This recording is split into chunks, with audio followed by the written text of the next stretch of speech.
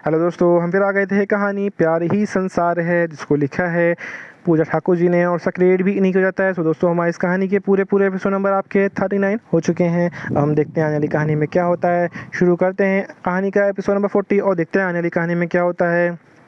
सबने मिलकर अपना अपना ब्रेकफास्ट ख़त्म किया और थोड़ी देर बाद राठौर फैमिली वापस इंदौर के लिए निकल गए। उनके जाते ही माहिर भी अपने ऑफिस के लिए निकल गया। रोली जय को अपने पीछे आने का इशारा करती है और सीधा अपने कमरे में चली जाती है। जय भी रोली के पीछे पीछे उसी कमरे में चला जाता है। जैसे ही जय रोली के कमरे में आता है, रोली सबसे पहले जय के मुंह पे एक चाटा मारती है। ये चाटा जय पड़ते ही अपने गालों पे हाथ रख लेता है। जय जानता था कि रोली अभी बहुत गुस्से में है। सॉरी रोली, मुझसे गलती हो गई, वो सब उस गलती से मुंह से निकल गया था। मैं जानबूझ के जिया दी और कबीर जीजू के अफेयर के बारे में बताना नहीं चाहता था। रोली, मैंने तुझे चाटा डाइनिंग टेबल के लिए मैं तुझे रोली मैंने तुझे चाटा डाइनिंग टेबल की गई बेवकूफ़ी के लिए नहीं मारा है।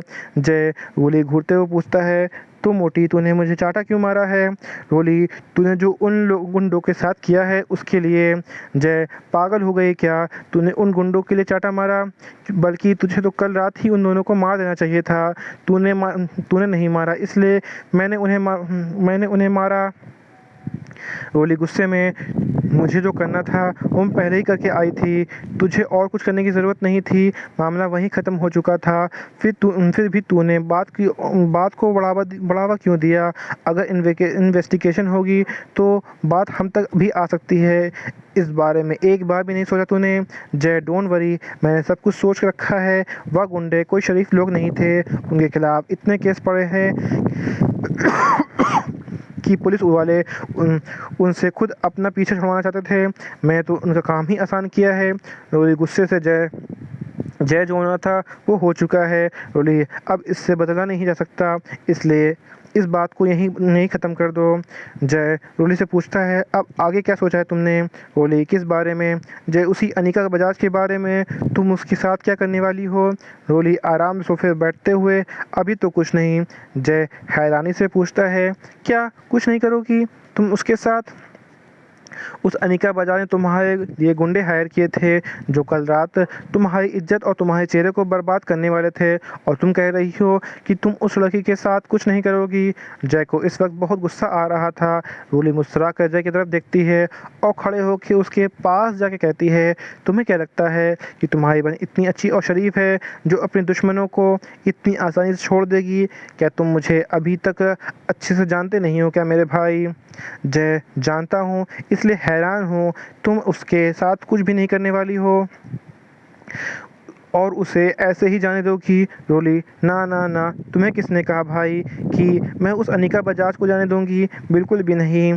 तो फिर तुम उसके खिलाफ कोई एक्शन क्यों नहीं ले रही हो? रोली, जय रोली जैसे तुम मुझे एक बात बताओ, खाना सबसे ज़्यादा टेस्टी कब लगता है? जब कन्फ्यूज़न हो गए या बकवास कर एक सेकेंड। रोली, जैसे मुझे एक बात बताओ, खाना सबसे ज़्यादा टेस्टी कब लगता है? जय कंफ्यूज होकर, क्या बकवास कर रही हो तुम रोली? सीधा जवाब दो। जय, जब हम भूख ज़्यादा लगी हो। रोली हंसते हुए, बिल्कुल सही कहा। खाना तब ज़्यादा अच्छा लगता है जब हमें भूख ज़्यादा लगी हो, और उससे भी ज़्यादा टेस्टी तब लगता है जब बहुत भूख लगी हो। मेरे भाई, मैं बस अपनी भूख बढ़ा रही हूँ।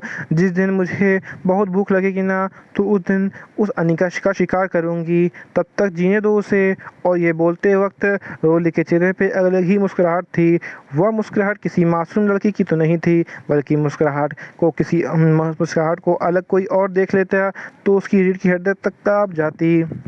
रोली, जय, अब इस बात को यहीं छोड़ो। इस अनिका बजाज और उसकी फैमिली का क्या करना है वो मैं बाद में डिसाइड करूंगी। और वैसे भी मैंने बहुत पहले ही ऑफिसर धीरज को बजाज फैमिली की इन्फॉर्मेशन निकालने को कहा था। कुछ वक्त में ऑफिसर धीरज भी हमारी सारी इन्फॉर्मेशन निकाल के दे देंगे। उसके बाद देखेंगे कि इस बजाज फैमिली की आगे क्या करना है। लेकिन तू बोलने से पहले सोचता नहीं है क्या? आज तेरी वजह से क्या क्या होने वाला था अगर किसी को पता चल जाता कि जिया दीदी और कबीर जीजू एक दूसरे को पहले जानते हैं और उनका अफेयर चल रहा था, तो जानता है कितनी बड़ी प्रॉब्लम हो जाती है आज। जय सॉरी रोली, गलती से मुंह से निकल गया था। जय आगे से कुछ बोलने ही वाला जय आगे कुछ बोलने ही वाला था कि तभी उस इंद्र दरवाजे पे गई, जिसे देख के सन्न रह जाते हैं। रोली की पीठ दरवाजे की तरफ थी, इसलिए वो नहीं जानती थी कि दरवाजे पे कौन खड़ा है। रोली जैसे बोलती है, तुम्हें आगे से ध्यान रखना होगा, तुम ऐसी गलतियां बार बार नहीं कर सकते। जय उस दिन भी डाइनिंग टेबल पे तुमने पपीते को लेके प्रॉब्लम क्रिएट कर दी थी, तभी मैंने बात को संभाल लिया था। लेकिन आज भी तुमने इससे पहले रोली और कुछ बोल पाती। जय ने रोली को बाजू पकड़ के दरवाजे की तरफ घुमा दिया। जब रोली की नज़र दरवाजे पे गई तो वो हैरान रह गई। और यहीं पे कहानी का एपिसोड नंबर आपका